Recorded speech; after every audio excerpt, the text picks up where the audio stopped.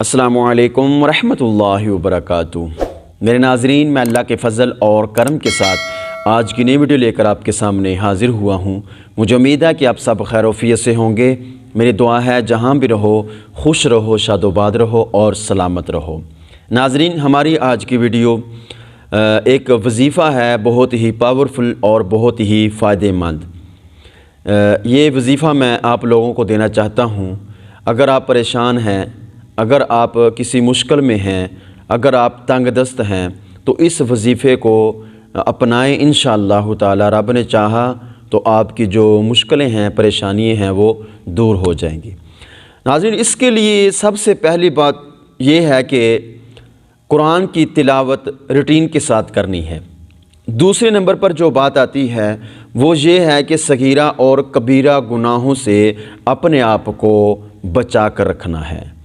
اور تیسرے نمبر پر جو بات آتی ہے وظیفے کے ساتھ ساتھ، وہ 5 وقت جو نماز ہے اس کو پابندی کے ساتھ ادا کرنا ہے۔ دیکھیں، اگر ہم تلاوت نہیں کریں گے، نماز نہیں پڑھیں گے، اپنے آپ کو صغیرہ اور کبیرہ گناہوں سے بچا کر نہیں رکھیں گے تو ہمیں اس جو وظیفہ ہم نے کرنا ہے اس کا کوئی مقصد نہیں ہے۔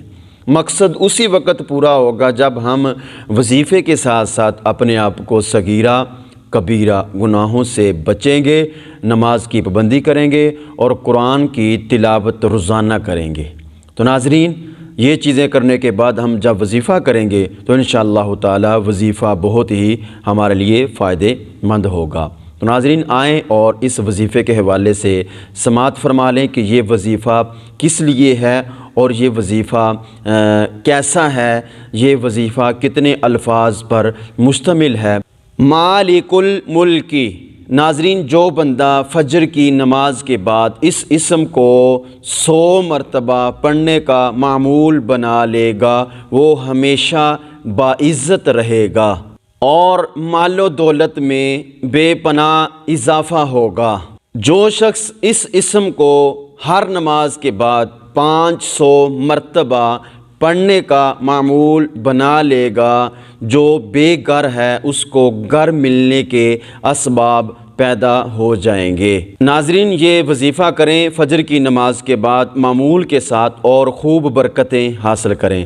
لیکن اس کے ساتھ ساتھ یہ ضروری ہے کہ قرآن کی تلاوت کرنی ہے، 5 وقت نماز ادا کرنی ہے اور صغیرہ کبیرہ گناہوں سے اپنے آپ کو محفوظ رکھنا ہے۔ تو انشاءاللہ تعالی یہ جو وظیفہ ہے یہ آپ کو بہت ہی فائدہ دے گا۔